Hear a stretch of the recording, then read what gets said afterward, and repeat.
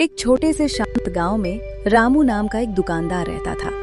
उसकी जिंदगी बहुत साधारण थी और उसकी दुकान भी। लेकिन रामू में एक खास बात थी, वो बहुत भोला था।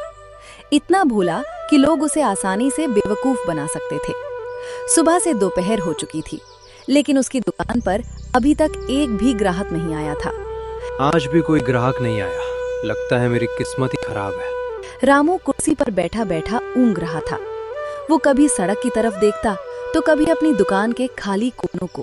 पहले तो लोग आते थे, अब पता नहीं सब कहाँ चले गए। कुछ पल के लिए वो चुप हो गया, जैसे किसी गहरी सोच में डूब गया हो। शायद लोग व्यस्त होंगे या फिर कल आ जाएंगे। लेकिन उसके चेहरे पर साफ दिख रहा था कि वो अंदर से थोड़ा परेशान है। तभी एक छोटा बच्चा दुकान के सामने से गुजरा। अरे बेटा, कुछ लेना है क्या? नहीं काका, मैं तो बस देख रहा था। बच्चा मुस्कुराते हुए आगे बढ़ गया और रामू की उम्मीद फिर से टूट गई। देखने वाले बहुत हैं, खरीदने वाला कोई नहीं। अब वो फिर से कुर्सी पर टिक गया और आसमान की तरफ देखने लगा। क्या मैं अच्छा दुकानदार नहीं हूँ या मेरी दुकान ही खराब है? कुछ देर तक वो चुप रहा, जैसे खुद से ही सवाल कर रहा हो। नहीं, मैं तो बहुत अच्छा हूँ, बस लोग समझते नहीं है। लेकिन उसके दिल में एक हल्की सी चिंता बैठ चुकी थी। दोपहर अब और भी शांत हो गई थी। चारों तरफ सन्नाटा था और समय जैसे धीरे धीरे रुक सा गया था। काश कोई ग्राहक आ जाए। उसे बिल्कुल भी अंदाजा नहीं था कि उसकी ये इच्छा अब पूरी होने वाली है और शायद उसी के साथ कुछ ऐसा भी होने वाला था जो उसकी जिंदगी बदल देगा। उसी समय दूर कहीं से किसी के कदमों की हल्की आवाज सुनाई देने लगी। लेकिन रामू अभी भी अपनी ही सोच में खोया हुआ था। उसे नहीं पता था कि कोई उसकी दुकान की तरफ बढ़ रहा है। दूर से एक आदमी धीरे धीरे उस दुकान की ओर बढ़ रहा था। उसके चेहरे पर हल्की सी मुस्कान थी, लेकिन उस मुस्कान के पीछे कुछ और ही छिपा था। यही है वो दुकान।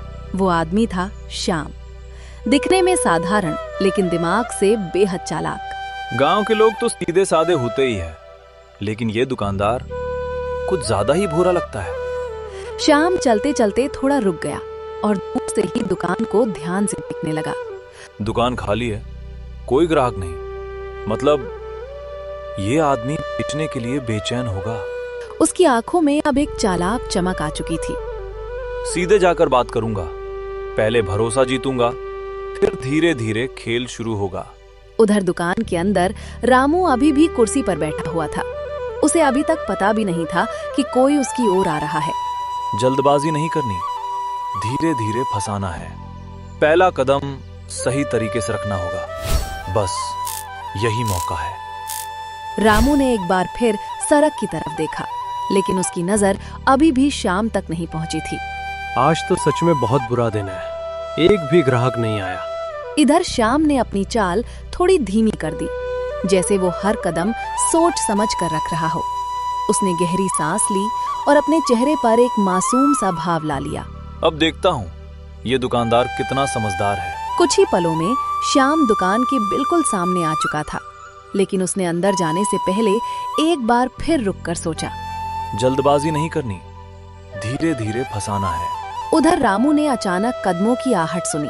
अरे, कोई आया क्या? उसकी आंखों में अचानक उम्मीद चमक उठी।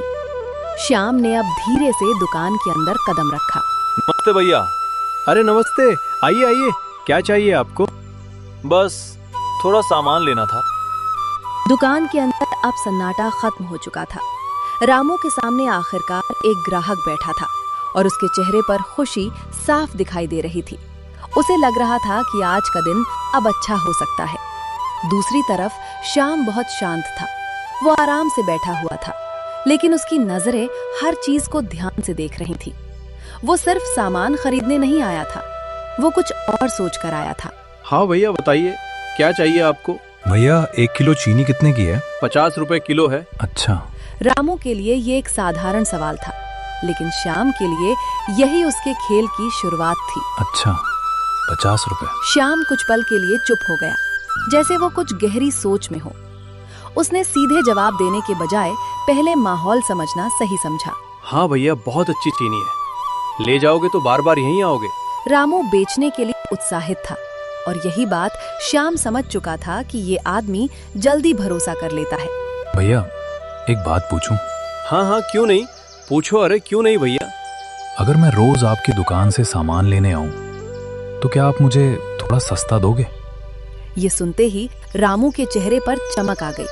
उसे लगा कि उसे एक पक्का ग्राहक मिलने वाला है। आप रोज आओगे तो मैं आपको सस्ता ही दूंगा। रामू ने ये बात बहुत आसानी से कह दी, बिना सोचे कि इसका आगे क्या असर हो सकता है। बस यही तो सुनना था मुझे। श्याम की पहली चाल काम कर चुकी थी। उसने बिना ज्यादा मेहनत के रामू का भरोसा जीत लिया था। अच्छा भैया, कितना सस्ता दोगे? अरे आप तो अपने आदमी हो, जितना हो सकेगा उतना सस्ता दे दूंगा। तो भैया। रामू ने फिर एक बड़ी गलती कर दी। उसने दाम तय ही नहीं किया और पूरा फैसला श्याम पर छोड़ दिया। मतलब अब दाम मैं तय करूंगा, खेल अब मेरे हाथ में है। कुछ पल के लिए दोनों चुप हो गए। बाहर हल्की हवा चल रही थी, लेकिन अंदर एक अलग ही खेल शुरू हो चुका था। कितनी चीनी दूं? अभी बताता हूँ, पहले थोड़ा हिसाब लगा लो। रामू को सब कुछ सामान्य लग रहा था, लेकिन श्याम अब अगली चाल चलने वाला था। एक तरफ सीधा साधा भरोसा था और दूसरी तरफ चालाक दिमाग। अब देखना ये था कि आगे क्या होने वाला है। श्याम की आंखों में हल्की सी मुस्कान थी, जैसे उसे पता हो कि अगला कदम क्या होगा। अब श्याम क्या नया दाम बताएगा और रामू क्या बिना सोचे मान जाएगा? दुकान के अंदर अब माहौल थोड़ा बदल चुका था। रामू खुश था कि उसे एक नियमित ग्राहक मिलने वाला है और श्याम शांत बैठा था, जैसे वो अपने अगले कदम का इंतजार कर रहा हो। कुछ पल की चुप्पी के बाद श्याम ने धीरे से सिर उठाया।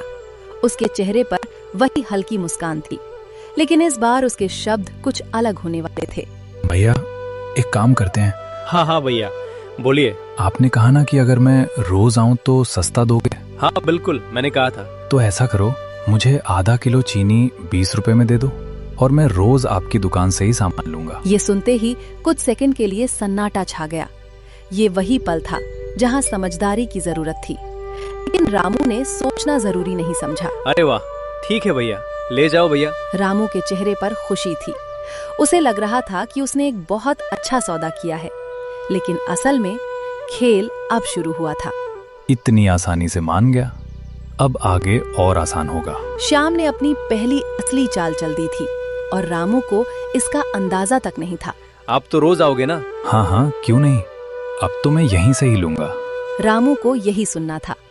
उसे लगा उसकी दुकान चलने लगेगी। बस फिर तो मजा आ जाएगा। आप जैसे ग्राहक मिल जाए तो क्या बात है। रामू की खुशी उसकी समझ पर भारी पड़ रही थी। वो ये नहीं सोच रहा था कि 50 रुपए किलो की चीज को वो कितने सस्ते में दे रहा है। तो दे दो भैया आधा किलो, अभी देता हूँ। रामू उठकर चीनी निकालने लगा, लेकिन उसके चेहरे पर संतोष था, जैसे उसने कोई बड़ा फायदा कर लिया हो। उधर श्याम आराम से बैठा हुआ था।